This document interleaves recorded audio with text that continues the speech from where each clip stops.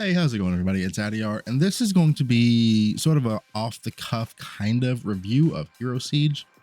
This is a game that I picked up for the first time this season. I've put a large amount of hours into the game at this point.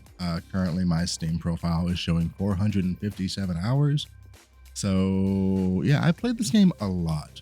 I'm looking forward to playing it more, and I just want to share like how it went for me and just why I think you should pick up this game, because it really is just kind of a gem of an ARPG that I kind of knew existed and I kind of just slept on, and I regret doing so immensely.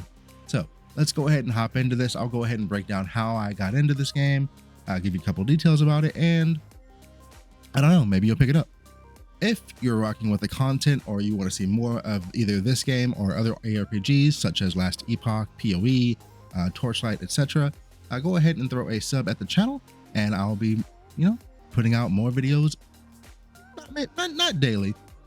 Most days, not daily. Not daily. Anyway, let's go. My league started out interestingly. I first started on a melee redneck. And I didn't really have a plan. I didn't have a guide. I didn't have anything. The first thing that I did notice about this game was that it didn't really seem to take itself too seriously. I mean, we've got classes like the Viking, the Pyromancer, and the Marksman. But we've also got things like the Redneck, who uses a chainsaw, or the Demon Slayer, who is... I'm sorry, that's just a weeb. That's a weeb right there. But anyway, I started out the game. I went through, did all the questing on the redneck. It was, a bit hit or miss. The very beginning, it felt a little bit, I don't know. I wasn't really feeling it at the beginning of the game, but that was just the beginning of the game, so I wanted to just keep going. Eventually, I got to the Act 3 boss, Anubis. Bro, you're shitting me. You're actually shitting me. He does it back to back. That man farmed me for so long. I've still got the VOD up on YouTube somewhere. I was not a happy camper. Let me tell you, I was very mad. However, we eventually did get Anubis down. I got to Act 4 and I decided I wasn't really feeling melee. So then I decided to re-roll into a Plague Doctor. I assumed that the Plague Doctor was going to be more of a range character, which is what I was hoping to play. Leveling it was fun. I got it to Hell 5. And then I was talking to somebody about the build I was playing, and it just didn't really feel as good as people were saying it. Like I kept hearing that Plague Doctor was like super meta and super good. And I kept commenting on how it just didn't feel that way for me. Like it felt clunky. There were like clear problems with the skill choice. And then somebody mentioned to me, hey, do you have your chest augment? I did not. Oh my goodness. The game changes when you have that augment. There are and that's just one of many things in this game that going into blind, I just did not know. And there's so much here. It seems very simple, but there are layers and depths to this game that you may not think it has when you first start it. I find many of the classes, many of the skills to be interesting. They may not be the strongest. There is definitely a balance disparity right now between classes and specs, but that doesn't make them less interesting. Deciding I didn't want to play something that was meta, I blindly, again, I played the entire game completely blind. No build guides, no guides on the game, no anything. Just information that I would get when talking to people was all I really had. I eventually rolled into an Exo. The Exo seemed to be a bit on the underpowered side compared to the Plague Doctor, but the Exo is where I really fell in love with this game, because I started experimenting with all of the different skills one by one, playing both a fire and a cold Exo of multiple specs and just loving it, even though it wasn't the strongest. From there, I joined a Blood Pact. A Blood Pact is essentially a limited slot private league where you can alter like different drop rates and things of that nature. And I played many characters there. I played 3 separate characters to level 100. My favorite of them was my pyromancer. I truly did love this build. It was a joy to like try to figure out how I was going to level it. It was a joy to figure out how to like I definitely hit a wall at certain parts in the of the hell gaming, and it was fun for me to try to figure out how to progress my character through those walls with the limited things that we had, since we were in a fresh blood pact, right?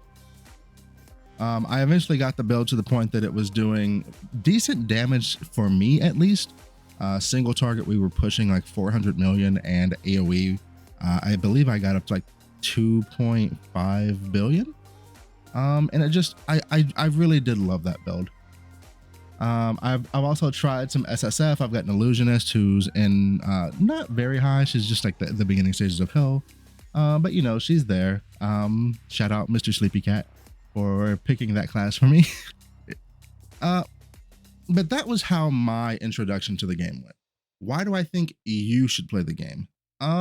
There's many reasons here. I think that if you are someone who just wants to get into a game and just blast it out and farm some items and just have fun, you can do that.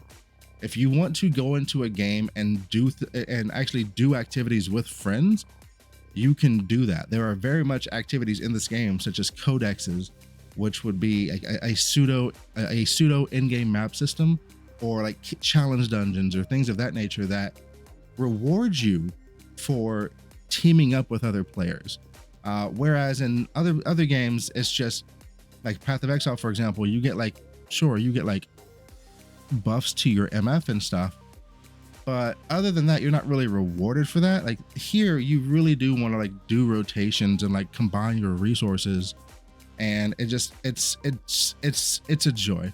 I didn't actually do any of the teaming up with anybody until I joined the Blood Pact, and let me tell you, that is probably the single worst thing that I could have done while I was playing in the trade league. You really do want to team up with players. The game definitely does encourage this, and you are very much rewarded for it, which was a nice change of pace in an ARPG, because typically it's kind of like, I mean, unless you really want to play with your friends, it's kind of a solo experience for the most part.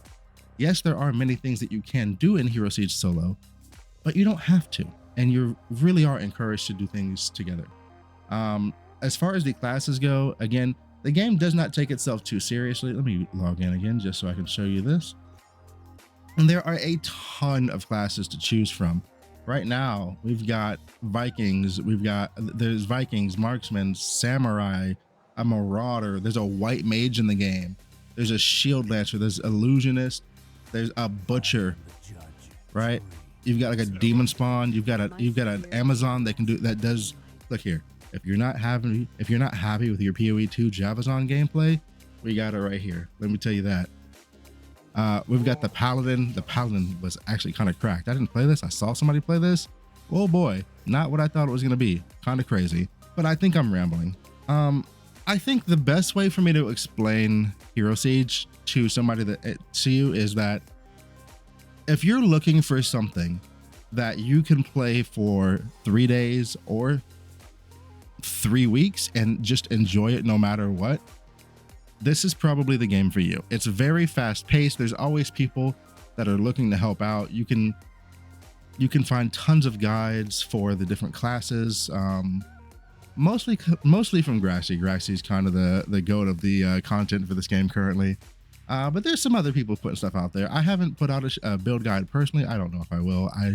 Maybe I want to get another season of experience, but I could always, see if that's possible. It's a fairly cheap game as well. I think it's like $8, and then there are some classes that are DLCs. I think I bought the entire game on sale with every character for under $30. So for that $30, I got over 400 hours of playtime, and I'll definitely be getting more in the future. Does the game have its issues? It does. Getting to the last difficulty is rough, especially if you're not playing a class that's really meant for bossing. You're gonna struggle with that. Things do take time, things do get expensive in the trade league. But you know, that's kind of par for the course when it comes to an ARPG, in my opinion. It's on Steam, you can refund it, give the game a try. If you're just looking for like a traditional ARPG experience that really does like give you that like D2-esque play style and feel, but plays well and like gives you tons of different farming options and things that you can do, give the game a try. Worst comes to worst, after 2 hours you refund it, right? That's all I've really got. I'm sorry I didn't have like a more cohesive, review, but I've never really done a review, so I guess this is less of a review and more of me just kind of gushing over the game. I don't know. Anyway, give it a shot, and if you do, let me know.